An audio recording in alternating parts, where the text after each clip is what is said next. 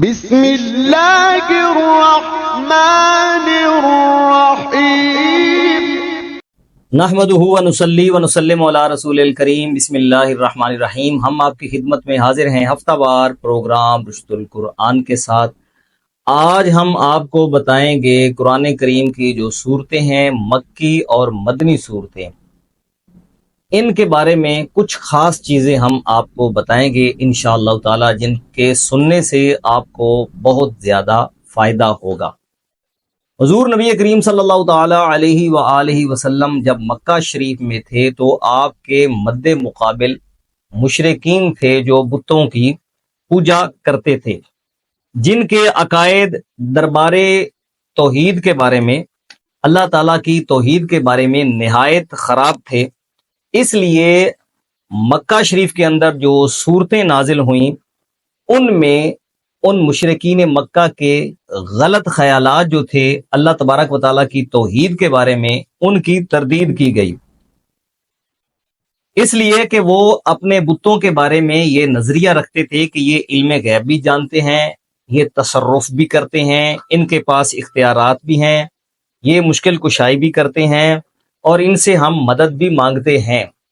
تو وہ مشرکین مکہ اپنے بتوں کے بارے میں یہ اعتقاد رکھتے تھے، تو اس لیے اللہ تبارک و تعالیٰ نے حضور نبی کریم علیہ الصلوۃ والسلام کی ذات اقدس پر جو قرآن کریم نازل فرمایا مکہ شریف میں، اس وقت جو صورتیں اور آیات بینات نازل ہوئیں وہ مکی صورتیں اور مکی آیات کہلائی گئی۔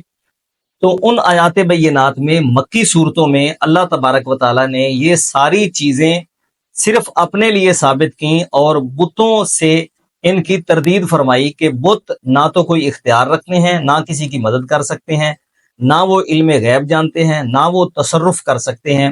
اللہ تعالیٰ نے یہ ساری چیزیں اپنی ذات کے لیے ارشاد فرمائیں کہ جملہ طاقتوں کا جو حصر ہے صرف اور صرف اللہ تبارک و تعالیٰ کی ذات کے لیے خاص ہے، اس لیے تاکہ مشرکین کے جو عقائد تھے ان کی تردید ہو۔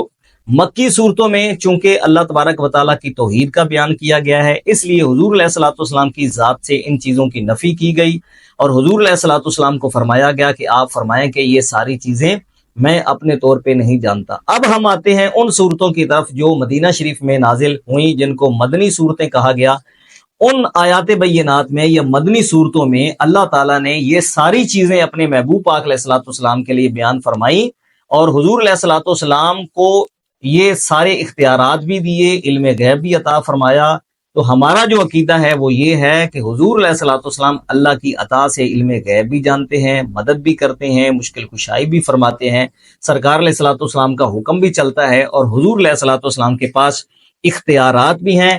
چونکہ مکے میں جو حضور کے مد مقابل تھے وہ مشرک تھے، اس لیے وہ اللہ کی توحید کا انکار کرتے تھے۔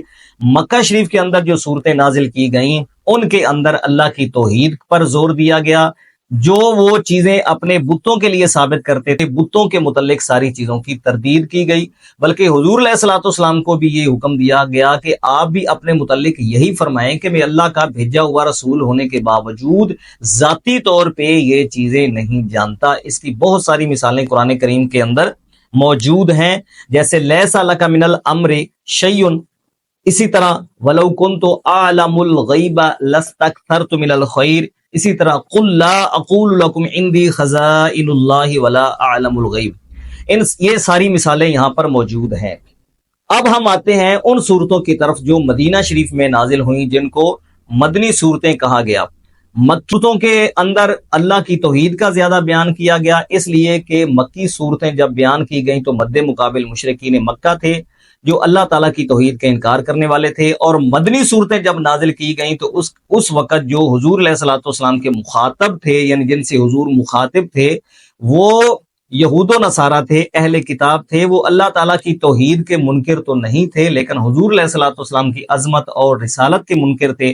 اس لیے اللہ تبارک و تعالیٰ نے مدنی صورتوں کے اندر حضور علیہ الصلوۃ والسلام کی عظمت پر زور دیا اور حضور علیہ الصلوۃ والسلام کی عظمت کو واضح طور پر بیان فرمایا۔ اس کی چند مثالیں ہم قرآن کریم سے پیش کرتے ہیں، جن کے سننے کے بعد انشاءاللہ تعالی سرکار علیہ الصلوۃ والسلام کا مقام اور رتبہ اور عظمت واضح ہو جائے گی۔ مثال کے طور پہ سورت یونس کی آیت نمبر 65 ہے، اللہ فرماتا ہے ان العزت للہ جمیعا کہ عزت ساری اللہ تبارک و تعالیٰ کے لیے ہے. یہ جو سورت یونس ہے یہ مکیہ ہے، اس میں یہ فرمایا گیا کہ عزت ساری جو ہے وہ اللہ کے لیے ہے، اس لیے کیونکہ یہاں پر جو ہے وہ مشرکین کا رد کیا گیا.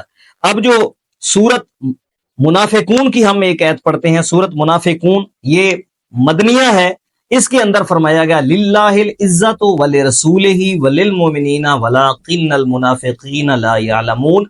مکی سورت میں فرمایا گیا کہ عزت صرف اور صرف اللہ کے لیے ہے، لیکن مدنی سورت منافقون کے اندر یہ فرمایا گیا، اس کی آیت نمبر 8 ہے کہ عزت اللہ کے لیے بھی ہے، ولرسولہ اور اس کے رسول کے لیے بھی ہے، وللمؤمنین اور سارے مومنوں کے لیے بھی ہے. ثابت ہو گیا کہ حضور کو اللہ نے عزت عطا فرمائی ہے، ساری عزتیں اللہ نے مصطفیٰ جان رحمت علیہ الصلوۃ والسلام کو عطا فرمائی ہے. اس کی ہم ایک مثال اور قرآن پاک سے پیش کرتے ہیں. سورت نمل جو مکیہ سورت ہے، اس کی آیت نمبر 65 ہے.